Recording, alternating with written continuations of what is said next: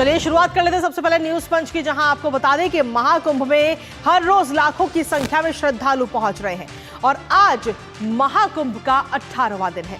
बीते कल की अगर हम बात करें तो 7,64,00,000 श्रद्धालुओं ने मौनी अमावस्या के मौके पर आस्था की डुबकी लगाई है। तो वहीं भारी भीड़ के चलते बुधवार तड़के भगदड़ जैसे हालात भी बने और घायलों को तुरंत एम्बुलेंस द्वारा अस्पताल में भर्ती कराया गया था। मेला प्रशासन की तरफ से बताया गया कि इस हादसे में 30 लोगों की मौत हो गई और 60 लोग घायल हैं।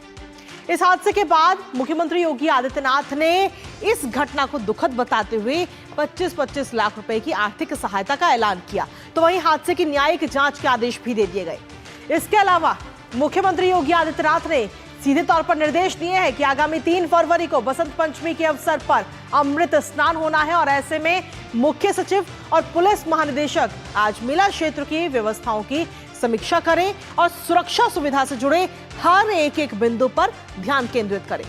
फिलहाल अब किस तरह से महाकुंभ में है इंतजाम, क्या रूट तैयार किया गया है, क्या बदलाव हुए हैं, जानेंगे अपने संवाददाता से। लेकिन उससे पहले एक नजर डालते हैं इस वक्त सबसे पहले ग्राफिक्स पर। तो हादसे की न्यायिक जांच के ये आदेश इस वक्त दिए गए हैं, जहां आपको बता दें कि संगम तट पर भगदड़ मची थी बुधवार के तड़के सुबह और इसमें 30 लोगों की मौत हो गई थी।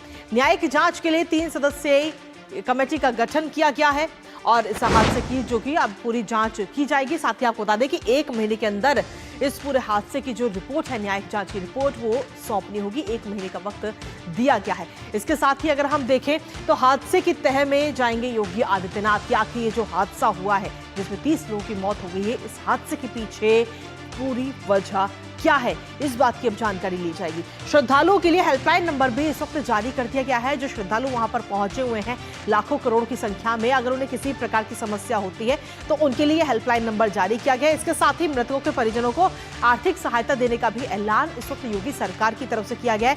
25-25 लाख रुपए की आर्थिक सहायता की जाएगी। साथ ही आशीष गोयल, भानु गोस्वामी की तैनाती भी की गई है वहां पर, आपको बता दें। तो कुल मिलाकर हादसे की न्यायिक जांच के आदेश दिए गए हैं। इसके साथ ही 5 विशेष सचिव भी चाक चौबंद व्यवस्था में जुटे हुए हैं। इसके साथ ही आपको बता दें कि गाइडलाइंस भी जारी किए गए। हादसे के बाद में सख्त गाइडलाइंस जारी हुई हैं। वो गाइडलाइंस क्या है वो भी आपको बताते हैं। इन गाइडलाइंस में सबसे प्रमुख है कि मेला क्षेत्र से बाहर जाने वाला जो रास्ता है उस रास्ते पर यातायात ना रुके, यातायात जो है वो सुचारू रूप से संचालित होता रहे।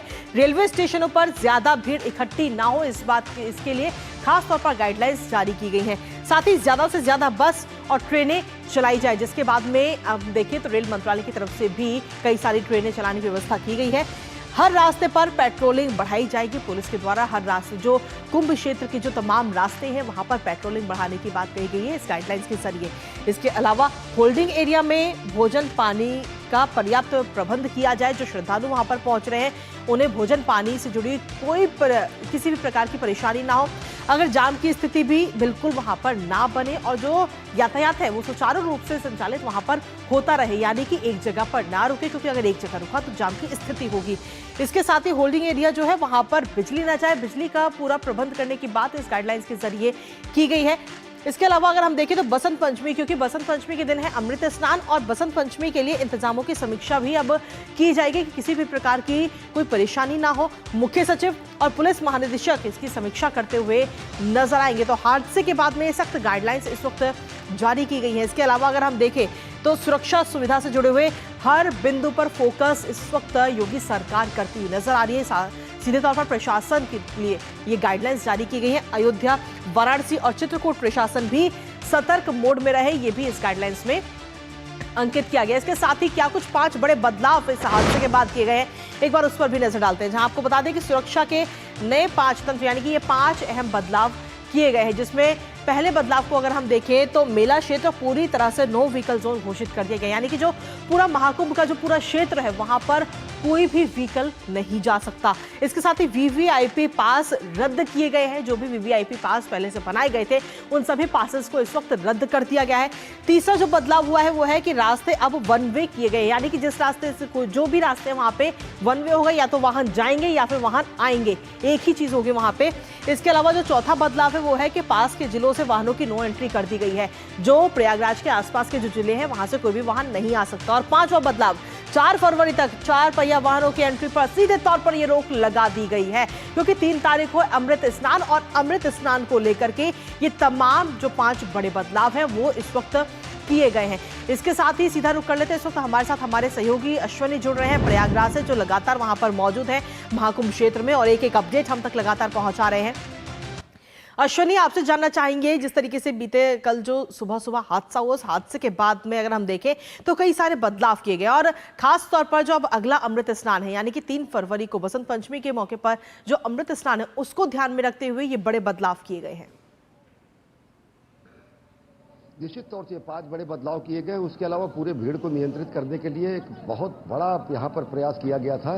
पहले से ही सारी व्यवस्थाएं की गई थी, लेकिन स्थिति ये हुई कृतिका कि जब मौनी अमावस्या से ठीक एक दिन पहले तकरीबन 4.5 करोड़ करीब 4 करोड़ के लोग संगम क्षेत्र में थे, उन्होंने स्नान किया। लोग रुके रह गए जो संगम स्नान नहीं कर पाए थे संगम नोज पर, उनकी ये इच्छा थी कि हम जाके संगम नोज पर स्नान करें। वो कंजेशन वहाँ पे बढ़ता गया। रात लगभग 12 से 2 बजे के बीच में वहाँ पर लाखों की संख्या में लोग थे और वो प्रशासन ने उनसे कह रहा था कि आप स्नान करके यहाँ से जाइए, लेकिन वो कह रहे थे कि अभी 12 बजे के बाद जब अमावस्या शुरू होगा उसके बाद स्नान करेंगे। कुछ लोगों ने कहा जब 4 बजे अखाड़ों का स्नान शुरू होगा उसके बाद शुरू करेंगे।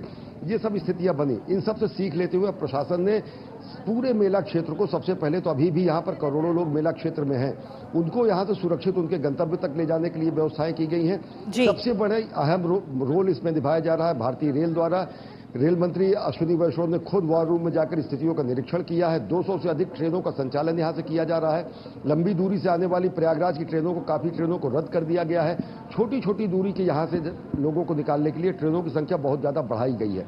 अभी सबसे ज्यादा कोशिश ये है कि यहां से लोगों को जो स्नान कर चुके हैं वो आसपास के जिलों में, चाहे वो सुल्तानपुर हो, चाहे प्रतापगढ़ हो, कानपुर हो, वाराणसी हो, कड़ेमानिकपुर हो, रीवा हो, आसपास के क्षेत्रों में कम से कम लोग जाए और उसके बाद वहां से वो अपने हिसाब से जाने की व्यवस्था कर सकते हैं। सबसे बड़ा इसमें अहम रोल हो जाता है भीड़ नियंत्रण का। भीड़ नियंत्रण करने के लिए ड्रोन का इस्तेमाल किया जा रहा है। पूरे इलाके में अब सभी मेला क्षेत्र के गहन सघन श्रद्धालु के डेंसिटी वाले इलाके में ड्रोन चलाए जा रहे हैं और लोगों को डाइवर्ट किया जा रहा है। मेला क्षेत्र में ही लोगों को डाइवर्ट करके संगम क्षेत्र पर स्नान करने के अलावा सबको ये सलाह दी जा रही है कि पूरा का पूरा क्षेत्र संगम क्षेत्र है। गंगा, यमुना, त्रिवेणी जहां पर है ये पूरा क्षेत्र है। जहां भी आप स्नान करें वहां से अपने गंतव्य के लिए प्रस्थान करें। और सबसे बड़ी बात ये है कि मैं आपको दृश्य दिखाऊंगा कि लोगों के आने का सिलसिला जो ये 13 जनवरी से शुरू हुआ है, पौष पूर्णिमा से ये अनवरत जारी है। करोड़ों की संख्या में लोग पहुंच रहे हैं। करोड़ों की संख्या में आप समझिए कि मौनी अमावस्या से एक दिन पहले 4 करोड़, मौनी अमावस्या के दिन लगभग 7 करोड़, 7.5 करोड़, 8 करोड़ के आसपास लोग स्नान कर रहे हैं। बिल्कुल। तो अगर शहर में 8 करोड़ की आबादी मौजूद रहती है तो सबसे बड़ी चुनौती ये हो जाती है कि वो किस तरीके से सुव्यवस्थित तरीके से वहां जाए। और सबसे बड़ी तारीफ ये करनी पड़ेगी लोगों का अनुशासित व्यवहार का कि लोग आते हैं। अनेक कोई भी जो मेला क्षेत्र में आ रहा है, मैं आपको ऑन रिकॉर्ड कह सकता हूं कि वो मिनिमम 5 किलोमीटर से कम दूरी तय करने के बाद स्नान नहीं कर रहा है। लोगों को यानी कुल मिलाकर अगर हम देखें तो कई सारे बड़े बदलाव भी किए गए हैं और इस समय अगर हम देखें प्रशासन के सामने अश्वनी बड़े जिले हैं जी, सबसे बड़ी चुनौती इस वक्त यही है कि आखिर इतनी सारी जो भीड़, करोड़ों की संख्या में जो श्रद्धालु पहुंच रहे हैं उनको मैनेज कैसे किया जाए। हालांकि इसको ध्यान में रखते हुए कई सारे बड़े बदलाव भी किए गए। फिलहाल बहुत बहुत शुक्रिया अश्वनी तमाम जानकारी और अपडेट्स हमारे साथ साझा करने के लिए। इसी के साथ अगली खबर का रुख कर लेते हैं।